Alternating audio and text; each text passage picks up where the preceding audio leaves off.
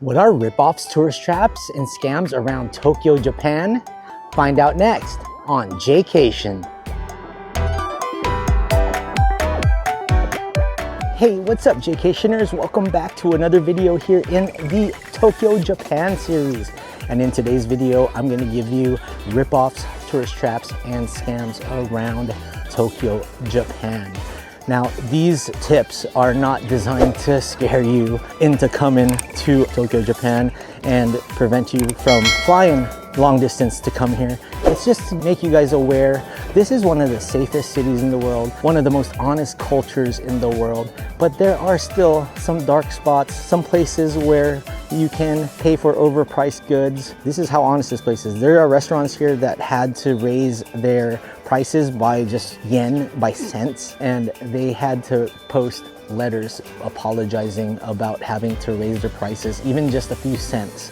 So that's just how nice they are around here in Tokyo for the most part. But that doesn't mean that there are not tourist traps, some scams and ripoffs around here, and hopefully these things will help you plan your trip and help you save a little bit of money and a little bit of time and have a great vacation here in Tokyo, Japan. So let's start off with the first one. This ripoff is more for people who live in Japan or even the locals or people that are actually from abroad and live here. They actually have a company that provides a breakup service. That's right, a breakup service. They charge tens and thousands of yen to break up with your significant other at the time. And you think that that's a fun and easy way to break up with somebody, but no, this is actually something that can be very deceiving, very conniving. They hire people that will befriend the person you're about to break up with and lay down the news eventually through weeks or even days or even months of friendship, and then say, hey, your relationship is over with so-and-so. The reason why I mentioned this is because I thought that was the most unique thing I've ever heard of, a breakup service. It had to make this video because why can't you just look somebody in the eye and say, it's over, we're done. Now let's talk about trash rules here in Japan. I have noticed that there are not very many trash cans in a lot of the establishments. So I would recommend like what I recommend in Hawaii, which is to bring a bag, bring a plastic bag and use that to dispose of your rubbish. And when you do find a trash can, make sure you throw it away in the right labeled trash. They have recycle, they got regular trash, they got food waste. They do have them labeled for the most part. When I went to Ueno Park, they had a compost section in different parts of the park, and they are all labeled clearly in Japanese, in English. Even in my Airbnb, they have that as well. If you are going to go to these food stalls and you need to throw away your food at the end, ask the food stall nicely. Maybe they will have a trash can behind them and throw it away for you. For the most part, they will, or they will tell you where to find one. That's the one thing I noticed here. After all, Japan is an island, just like Hawaii. So they really try to keep these streets clean, and you can tell it's one of the cleanest cities in the world because you can see no trash really on the streets. So make sure you're just in the know about your trash. Have a plastic bag when you're on a day trip and use that, and then throw it away a little later on in the day when you get a chance to. Travel from the airport to the city of Tokyo can be a little confusing for people who are traveling here for the first time. You do have two airports, Haneda, which is the closest to city center, but Narita is a little further. It's like 30 to 35 miles away from the city center. Now, a lot of people will fly into Narita because the cheaper rates are from that airport, but Haneda is definitely a lot more convenient. Getting into the city center is what I want to talk about. There are multiple ways to get into the city and where you're staying. I would say use Google Maps. Google Maps is very trusting. The NEX Express, the Narita Express, will take you in to Tokyo, and it's a great option, and I've used that the 2 times I went here previously, but I did spend a little more money for the Narita Express. On this trip, I took a local train, and it only took me about 40 to 50 minutes to get to Tokyo Skytree, which is where my Airbnb is located. And I just followed my Google Maps, and really it works to the T. So for the most part, if you are a tourist coming here, use your Google Maps. What's another good thing about Google Maps? It tells you the price in yen for the total trip. And if you need to get your IC card filled up, you can go on your Apple Wallet, fill up your IC card, use that as your source of money to get through these transports. There are other ways as well. You got Sky Access, you got SkyTrain, you got NEX Express, all from Narita. And then Haneda, you can take a monorail and you can take other options there as well. They even have buses and they also have taxis, but those are where the ripoffs come into place. The bus can take a lot more time and the taxis can cost a lot more money. Let's talk about a tourist trap slash ripoff. How about the viral capsule stores that are in Akihabara? Now that is a district here in Japan that sell these very popular toys, capsule toys, gachapons, keychains, anime things. Well, there are stores there that will sell toys for way over the dollar amount and will seem like a ripoff. You can go to other places that are just nearby and find that same toy for way less. It is starting to rain. If you are a toy collector and looking to buy certain toys, make sure you browse around a little bit, because especially in Akihabara, you'll be paying a lot more money in these viral capsule toy stores just to buy one of the toys that you're seeking. So tourist traps aren't just places that you go to and you get extremely ripped off. A tourist trap is something that a tourist just falls into while they're here. And one of the tourist traps that I definitely realize happens to tourists when they visit here in Japan are when subways close. So subways are not 24 hours here in Tokyo. They are actually from a certain time early in the morning till about 12 midnight, 12:30 at the latest. If you are relying on subways to get around town, which you probably are, I would say make sure you know what time these subways close, or you will be doing walk-in, or you will be taking an Uber, or you'll be taking a taxi back to your hotel or Airbnb. So make sure you are aware of what times different subway lines close. You could check online, it's easy. Even on Google Maps, it will tell you when the last train comes. So make sure you are aware of that, because when we came in here late night, I was like, uh-oh, the subway closes really soon. Sometimes they even close as early as 10. So make sure you check the times out of the different subway lines. Let's talk about gachapon spending. So gachapon are those little eggs that have toys in them, and they usually are collectibles where you get random gachapons in these machines. You feed it with a coin, you turn the lever, and then a gachapon egg comes out, and then you get your toy. Well, the toys displayed, there's usually about anywhere from 5 to 10 of them, and usually some people have their favorites. Like for me, I was here during the World Baseball Classic and I was trying to get my favorite San Diego Padres players from this gachapon at the WBC Festival. I tried it about 5 or 6 times and I spent at least 50 bucks trying to get Fernando Tatis Jr. or Manny Machado, only to no avail.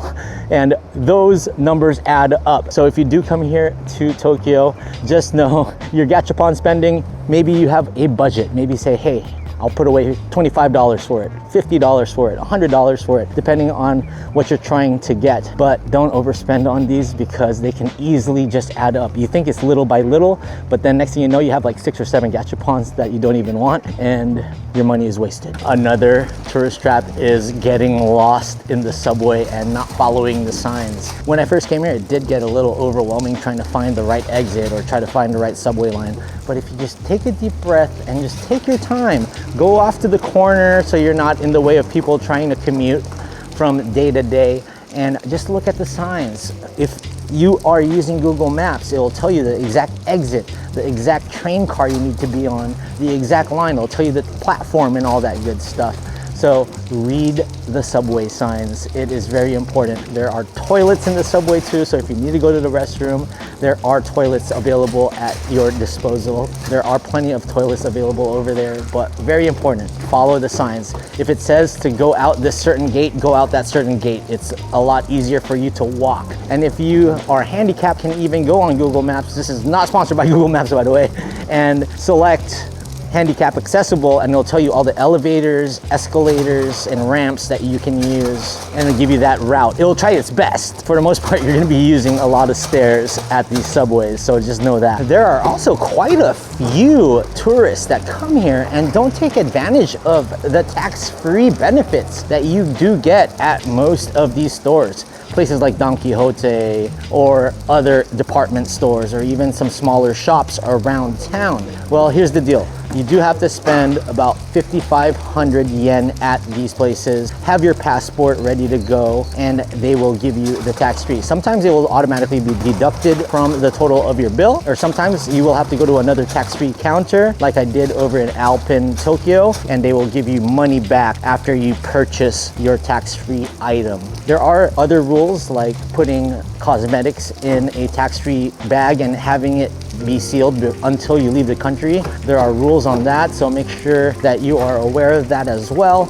But you got to take advantage of the 5,500 yen and over tax-free. If you spend under that, you unfortunately won't get it. So if I go to a Uniqlo and let's just say I'm buying one or two things like socks or whatever, that doesn't amount to 5,500. So I would say make sure you just combine everything in one purchase and pay then, because I did have one or two purchases where I could have easily just tacked it on to another purchase to add on to that 5,500 yen tax-free quota. Let's talk about SIM cards.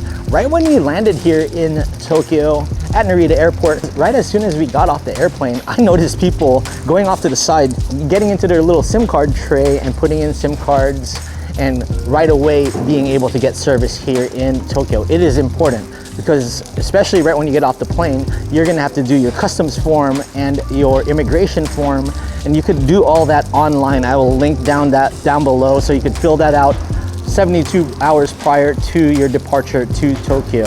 I made the mistake of not being prepared for that, even though I've been here and I totally knew that you needed to do that.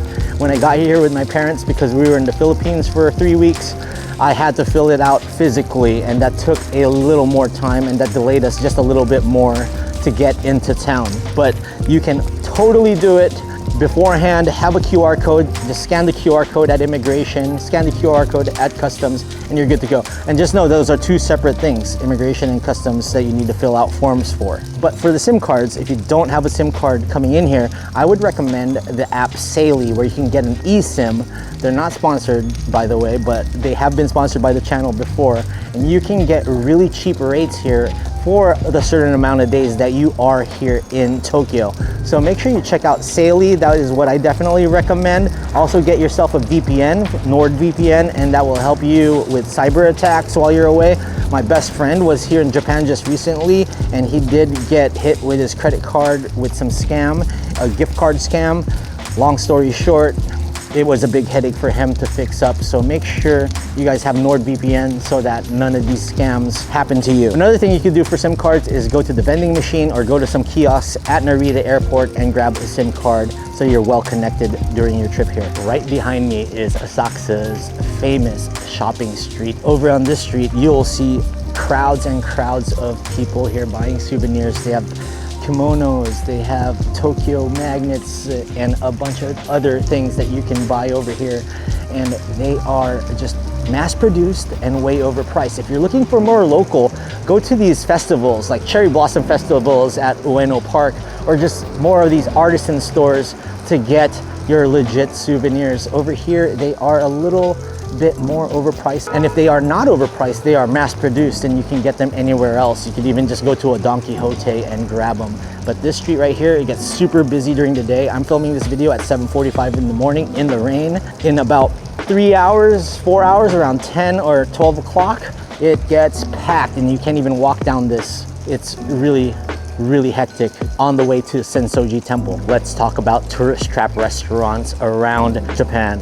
Not just here in Asakusa, also in Shinjuku and Shibuya. Make sure you get friends' recommendations who have come here in the past, or even locals' recommendations, or watch some YouTube videos of your most famous and trusty YouTubers. I'm not saying particular me, but there are great channels like Tabi Eats, Japan by Food, Patricia O'Connor. They're all Japan content vloggers. Sira-san's another one. She's from Australia but lives here in Japan. They have all great information on restaurants, on food, and tips, way better than mine. But for my audience, this is kind of just like a beginner's tourist traps, ripoffs, and scams, just so that you guys are aware. Don't be scared. I want to get you guys prepared and thinking of these things when you're coming over here to Tokyo, Japan. Watch out for these tourist trap restaurants. They are a little more overpriced. Some of these places do have service charges. You can kind of tell look at the Google reviews and just look at what people are saying online and then make your decision from there. I'm telling you, there are plenty of amazing food spots, especially here in Asakusa. I just ate at Savoy. This is a pizza place just around the corner here, and I'll tell you what, that place only has like 9 or 10 seats, but that was some of the best pizza outside of Napoli that I've ever had, to die for. So just do a little bit of your research and you'll be fine with the restaurants, but don't hop into like Burger Kings or Starbucks. There are just so many other great places that you can try here, whether it's coffee or food or cocktails. Let's talk about not being prompt. If you're not prompt here, you're probably gonna miss out on restaurant reservations, Shinkansen reservation, and a few other things. Make sure you are 10 minutes early so you can get to your destination and get to your reservation at the right time. Shinkansens will not wait for you. They leave on the dot. I have a Shinkansen leaving from Tokyo to Shin Osaka this afternoon at 12:30, and it will leave exactly at 12:30. I've looked at my phone before on the Shinkansen when I went to Osaka last year, and I waited for it to turn exactly the time it was supposed to leave, and it left at least a second or two to the T of when my iPhone hit that exact time. So make sure you are prompt. No Filipino time, no late time here. Don't lag, be prompt. Taxis are pricey. This is not the Philippines where you can get a Grab for $2 and get across Manila for super cheap. Taxis here will add up. And yes, they do have Uber here, but Uber is used just to hail taxis and pay for your taxi cab bill, which is a good thing. I'm gonna use Uber to take us to Tokyo Station here from Tokyo Skytree so that me and my parents have an easier journey, and plus it's raining and I don't want my parents carrying all that luggage and walking to a subway up and down these stairs. So we will hail an Uber to Tokyo Station from here. But if you are primarily relying on taxis to get around Tokyo, that's gonna cost you an arm and a leg. And if you're even using a taxi from the airport, that could cost you hundreds of dollars. Make sure you know that taxis here are not cheap, and use them sparingly, because that will be another thing, another tourist trap you could fall into. And when you get home, you're like, wow, I spent how much money here in Tokyo, Japan?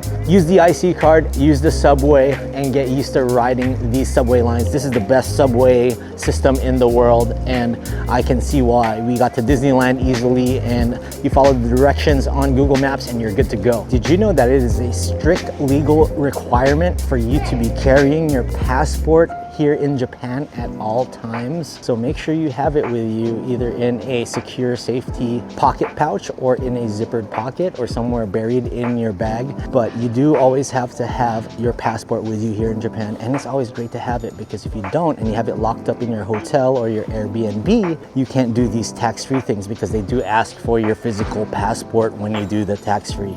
So make sure you have your passport at all times. If you're looking for a good time and looking to explore the nightlife here, watch out for the bars and clubs at places like Kabukicho and Roppongi. There are clubs, maybe even strip clubs, or even different clubs, if you know what I'm saying, that will charge an exuberant entry fee. There are even some clubs here that won't accept tourists. Only locals are allowed at some clubs.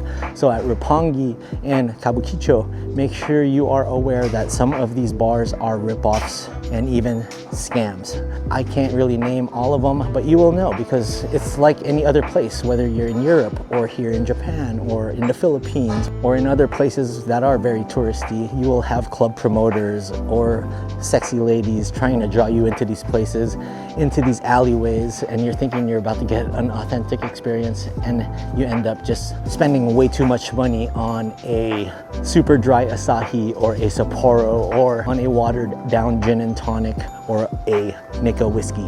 Let's talk about scams. Fake monks. Yeah, they're still around here in Tokyo, Japan, not just in Las Vegas and New York. Fake natural disaster donation kiosks. Some of these places are not really natural disaster organizations, so make sure you are in the know of where you are donating this money. Go on official websites and donate from there. Don't just go to any street corner and think that some of these are real donation sites.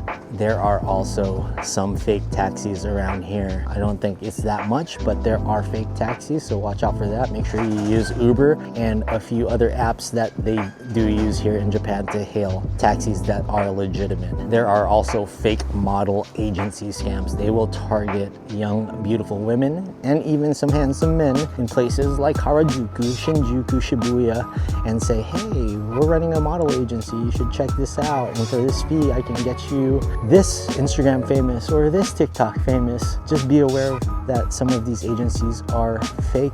Don't get scammed out of hundreds and thousands of dollars. Make sure you do your due diligence like anything else online, and make sure these model agencies that do approach you are for real, because sometimes they are fake. There are quite a few of international tourists that do come here for stag parties. One thing I would say to watch out for are the maid cafes. Very popular here in Japan. I know it's a guy's fantasy to be served and pampered by maids at these maid cafes, but they are sometimes egregiously overpriced, and the food there is not that great, and the drinks could also be very watered down. Just like I said to watch out for those bars and nightclubs in places like Roppongi area, watch out for some of these maid cafes. Now, if you're here for a stag party / bachelor party and you just want to have a good time and you are going to pay that extra money, you're going to want to have that experience. So go right ahead and do it. I'm just saying, be careful, because these places are not going to be the best in quality. But like I said, have a great time here in Tokyo, Japan. Let's talk about observation decks that could be labeled as tourist traps. Observation decks, in my opinion, are a great way to get your lay of the land of a city that you've especially never been to. Here they do have popular observation decks like Tokyo Skytree and the Shibuya Scramble. The tourist trap doesn't fall into going to these places and enjoying the views. The tourist trap falls in the lines that you're gonna have to fall into just to get up there, waiting for the elevators, waiting for your right time to get in. And the admission fees are really not that much. It's only about $20 to $25 for a basic admission fee to Tokyo Skytree. I didn't end up doing it. The day I went, it was super busy on a Saturday, and it was just taking too much of a hassle and just way too many people up there, too many crowds. So we didn't end up doing Tokyo Skytree. The day we tried to do Shibuya Scramble last year, it was a bad weather day, kind of like today, and you couldn't have any visibility. If you do have Tokyo on a clear day, do go up to these observation decks and check them out. They are worth your time, but just note there will be crowds and they will cost you $20 to $25. That is a lot cheaper than observation decks in places like New York City. Here's another tip. Go to the Asahi building right here, to their sky room. It's not where this sculpture is. It's the one next door, the gold building. You go up to the 22nd floor and admission is free. You just need to buy a beer, buy a drink, or even an appetizer and enjoy it. The prices there are not overpriced at all. Me and Jaycation had a huge mug of Asahi Super Dry, and it was only like 860 yen, which is like $6-7. Amazing. That got us a great viewpoint of the city. You could see all the way to Shibuya, Shinjuku, all the way past this area of Asakusa and the Sumida River right here. So make sure you check out that building with the golden whatever that is. I've come to learn that not everyone is a Disney fanatic, Disney lover like I am, but one of the best Disneylands in the world, it might be the best Disneyland in the world, is here in Tokyo. Tokyo Disneyland. You can get admission for under $60 US and have a great time there. But here's where I believe that some people think that it is a tourist trap. Disney Sea, way overcrowded. Tokyo Disney, not as crowded, but still way overcrowded. So even if you do go to Tokyo Disneyland on a weekday, there will be thousands and thousands of people there. They do have the Disney Premier Access Pass. They do have the 40th Anniversary Pass. The 40th Anniversary Passes will get you reservations to rides for free, included in your ticket. That will eventually expire in the next few months, but right now they're using it, and I was able to do a couple of rides like the Haunted Mansion and Big Thunder Mountain, and that was something that you can book on your app. What I realized was after I booked those first two, the rest of the day you couldn't really get any reservations on any of the other rides because there were so many people and all the reservations filled up. The priority access pass, now you are paying anywhere from 1,000 yen to 2,000 yen for the most popular rides like the Beauty and the Beast ride. My one goal was to have my parents ride the Beauty and the Beast ride because I believe that is one of the best rides in the world. Well, it's 2,000 yen for priority pass for a certain allotted time frame. So we paid 6,000 yen to get that line pass, but I'll tell you what, that's what I wanted to ride. So in my opinion, that was 2,000 yen per person, well worth it. But for some people, that's a ripoff because they would rather just pay that $60 entrance fee and not have to pay. But you do have to fall in line, and these lines can be anywhere from 2 to 3 hours to ride your favorite popular Disney rides. I wanted to ride Splash Mountain yesterday and didn't get to because it was 1,500 yen per person. I've ridden it so many times. I know we don't have Splash Mountain anymore in Anaheim Disneyland, so I missed out on that, but I did ride it last year and got my zippity doodah fix in. So really it's up to perception with Tokyo Disneyland. Some people think that there are tourist trap elements to it, and there is, but I still have a great time and I definitely recommend going there. So I'll be honest with you guys, I was very ill prepared for this trip. We were in the Philippines for 3 weeks and I just didn't do the right preparations for a 10-day Japan trip. And one thing that I failed to do was to get Japanese yen from my bank before I left. I can order Japanese yen from my bank with a better conversion rate and have cash, so I can go to these smaller markets or some of these food stalls at festivals don't have credit cards and you only can pay cash. So what I've been doing is using my tax-free dollars that I've gotten back from some places like Alpen and using that as some of my cash, but that's not a lot of cash. So if you need to get Japanese yen, you're gonna have to check out these currency exchange places. I've seen quite a few all over, but in Shinjuku, I saw some of them. Make sure you compare some of the rates, so if you could save a few cents on the dollar. Also look on Google Maps, see what is a highly rated currency spot, and just go from there. But if you can and you're still planning for this trip, go to your bank, ask them to send you some cash. It takes 2 to 3 days. I use Wells Fargo. They will FedEx over you Japanese yen. This is for you sneakerheads and streetwear lovers. Places like Nike here in Japan, they don't offer tax-free. So if you do go to Nike or Jordan World of Flight, they do not have tax-free benefits, and not all brands do offer tax-free, so just know that. Like On Cloud has a flagship in Ginza and a regular store in Harajuku, and those locations don't offer tax-free. The way that I found around that to get tax-free for those brands is to go to the biggest sports store in all of Japan, which is Alpen Tokyo. I went there, Momcation, Dadcation, and myself all got On Clouds, and we got the tax-free back. And they have a selection of Nikes, On Clouds, Hokas, Brooks, and anything you can think of, they have it there. I even got some baseball gear as well and got the tax-free benefits from Alpen Tokyo. So make sure you check it out. It's over in the Shinjuku area, almost near the Godzilla head sign. In conclusion, all in all, Tokyo, Japan has one of the most safe, honorable cultures in the world, but that doesn't mean bad things won't happen to you.